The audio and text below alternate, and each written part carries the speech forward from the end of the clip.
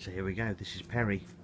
Thought it might be fun to do a video diary for all the people that we know that I've bored senseless with this project and that won't be able to get to see it for whatever reason. If I could actually get in, that would be a start. So what I thought I'd do is just there we go. So there's a very, very high river. Christ, it's even higher than when I was here a couple of days ago. But look at that, we've got a whole 2 steps before it breaches into the garden. Fantastic. It's one of those fantastic, glorious January winter days here in the UK. And here we go. Here's the palace that is Peri. Actually, it's a really sweet little bungalow, but obviously it's not. It wasn't the reason that we bought it. It was more to do with the plot. So let's just take a quick look around. That, believe it or not, is supposed to be a boat shed. Although I'm not quite sure how. The garden, I was thinking about this, it resembles a plot of land where somebody has stood in the middle with a seed catapult and some specimen seeds for shrubs and trees and a blindfold, and then left it 30 years, and this is the result. It's the level of landscaping that we're going to have to do is almost beyond belief. I think it's fair to say I will be ordering a chainsaw for my birthday. Oh, look at that, new shed. I hadn't discovered this. This is pretty much the state of all of the outbuildings, and for those of you who know me and know what a complete garage freak I am, it obviously causes me a fair degree of angst, but it's not what's here today, it's what could be here in the future. So wandering down now, I think this is the south side of the garden.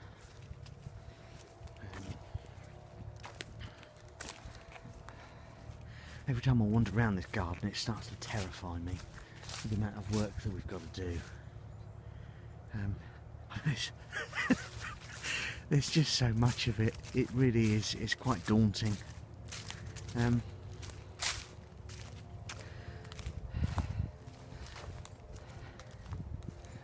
Witness here, we've got our very own wonky bridge that appears to go over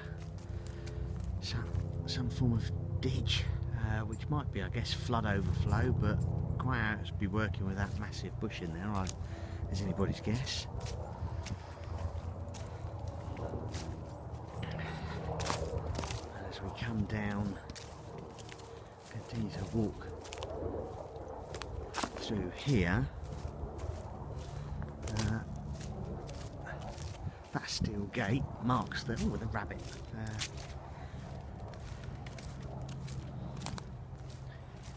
Marks the back elevation of the plot, or the perimeter. As you can see, the fences are in fantastic condition. Add that to the list of jobs to do. I think currently the list of jobs, if we were to write it out, would probably be in 2 or 3 point font and longer than possibly both my arms.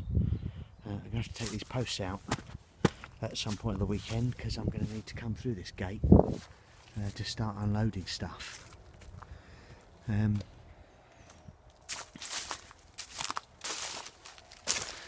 to kill myself tripping over all the rubbish that's been accumulated with 50 years of the previous owners living here.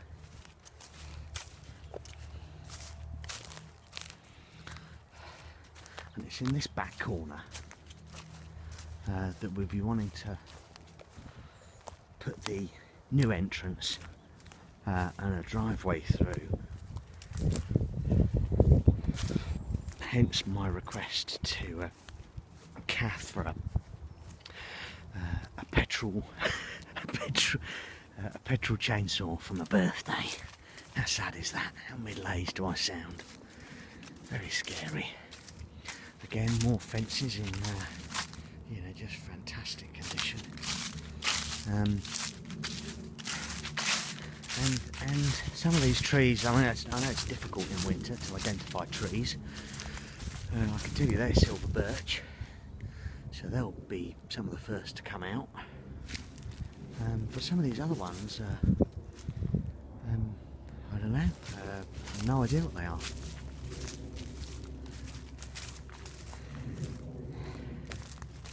And coming up the other side of the property now, I think it's fair to say that the condition of this particular lawnmower is beyond even my mechanical capabilities, persuasion and passion. It's not the sort of restoration project I think I'd be taking on in the short term. It does beg the question how the hell we're going to move it though.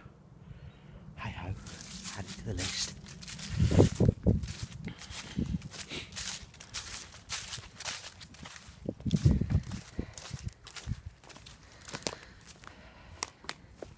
I think somewhere around here there might be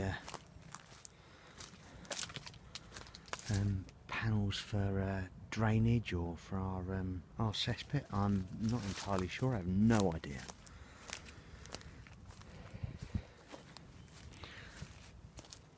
Again, more random trees and planting. It's always good to see. I stand in the middle of the plot with a seed catapult.